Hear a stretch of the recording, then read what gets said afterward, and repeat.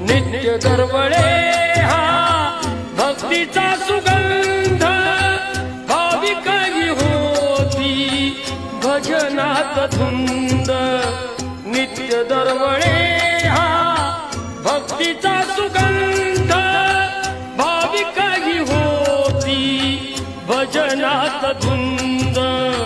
कानी येती गोड अभंगाचे सूर, कानी येती गोड अभंगाचे सूर। असे क्षेत्र आहे ते पंढरपूर, असे क्षेत्र आहे ते पंढरपूर।